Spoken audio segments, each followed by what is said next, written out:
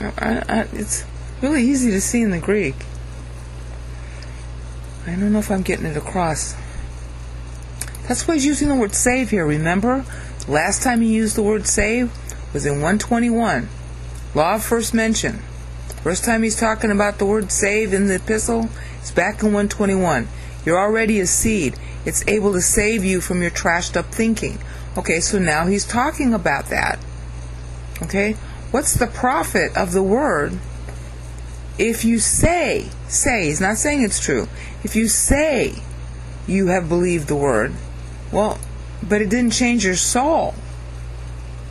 Well, is this word that he's claiming he believed, is it reforming him? No. Because he doesn't really believe it. Alright? So look, he's switching from common, use of the definite article, to anarthros, true divine word, true divine works, again anarthros, and then he goes back to hypistis, which you can interpret as the common use of the term, stressing the guy's faith if you want. But I'm giving the benefit of the doubt and say, okay, we'll pretend that it's pistis like in one of a kind. Okay? Can that one of a kind faith save him? No, because it requires God to do the divine works on it. Therefore, and this is what's being said sotto voce, this is not really divine. The guy's just alleging it.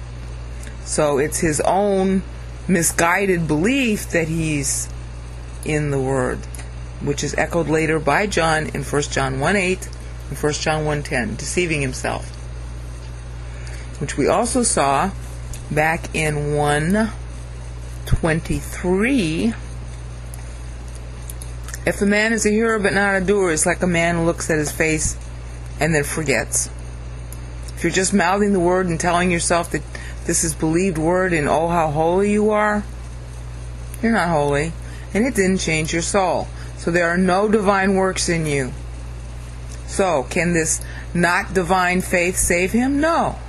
God has to do work on it. So then you really don't have this.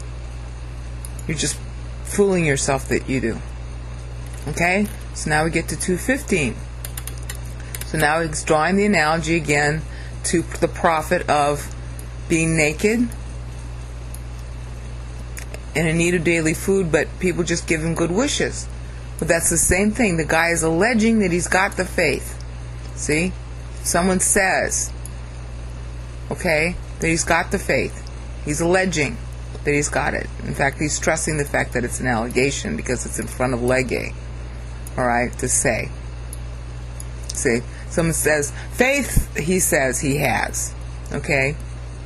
So it's an allegation. It's not really true.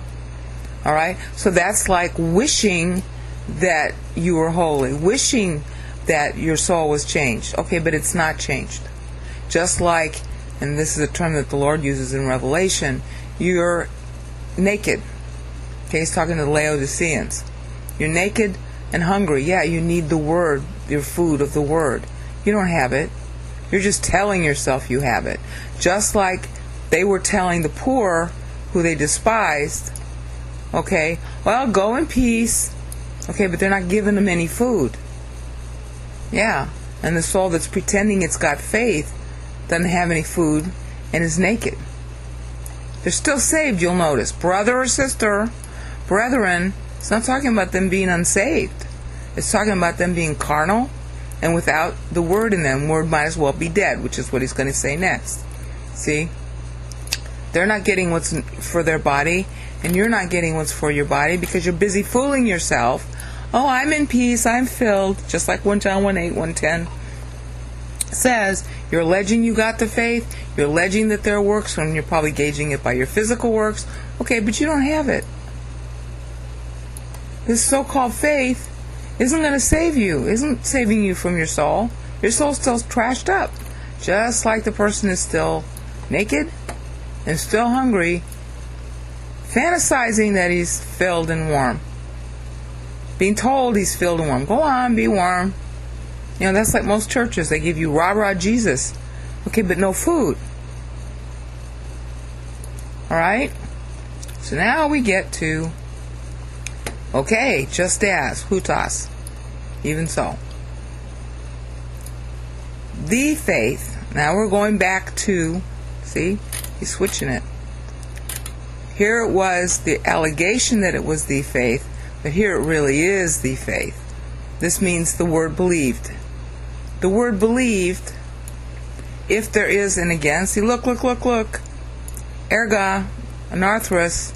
This is monadic, for sure monadic, because this is anarthrous. They're in parallel. Okay? So the divine word in you, without divine works, is dead. Carnal. I'm not talking about unsaved. Carnal. Because if you're in a state of carnality, all the word that you've got in you you're offline with the Holy Spirit. It's just sitting there, idle, which is what he's going to say, of course, next, down here. Idle. Remember? Idle day laborer. Here it is, hey pistis. Okay? The real word, without, now he's going to mix it.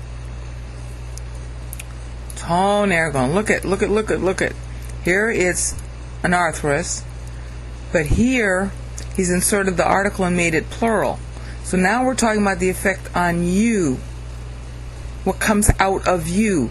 Now your body's employed, or your body's in view. Okay, but it's choris, without. In other words, there's not going to be anything produced out of you, because this is idle, because you are carnal. That's why he's using dead here and idle here. The word isn't dead, but it's idle. But you are dead. You're carnal. The word's just sitting there. But you're carnal. You don't have the Spirit. Okay? Again, back down here. Just as the body without the Spirit is dead, so faith without divine works is dead. Again, see, look, anarthrous. And this time it's in the plural. Alright? Monadic. That's the real word believed in you, and it's going to have an effect on your soul, because that's anarthrous. But without the Spirit, see, this is anarthrous for the Holy Spirit. So this word that's sitting in you won't have any works, because you're without the Spirit. The body is always without the Spirit. Okay? It's your soul that needs the Spirit. Your body's still dead in Adam. Your body can't metabolize, it can't understand the word. It's your soul that does that. And God changes your soul. See? And here's our other word use of dead. Carnal. Carnal. And then dead in Adam, as we had seen earlier. Okay? So we come back up here. And now we come to our climax. Oh man, this thing is so... Okay, we had stopped here, and I went forward a little bit, preview of coming attractions, to show what dead is. It means carnal. And to show how carnal.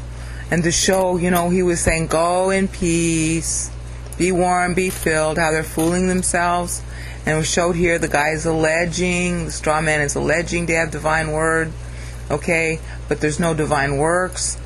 Okay, so then he's fooling himself, and he's claiming to have it, but his thinking is not being saved by it. Okay, so now he's going to show you an example of the kind of thinking that a carnal person has. This blows me away. Okay, here's our straw man right here. In English, you can see the translation here, but you don't have any punch. You have faith, I have works. Show me your faith without the works, and I'll show you my faith by my works. That's kind of confusing in the English, not so in the Greek. Okay, but someone will say, look at this. This is anarthrous. See that? It's anarthrous. This is talking about, the guy is saying he's saying, let me just insert the words in the translation so you'll get the punch. But someone may well say, you have divine word believed. And now he's going to equate himself to the word itself. I don't know if he can get more arrogant than this. Kago. This is a stress on the self. And I. You don't need that in Greek. When it's used in Greek, it's a stress. And I have divine works. He's asserting that he can have divine works apart from the Word.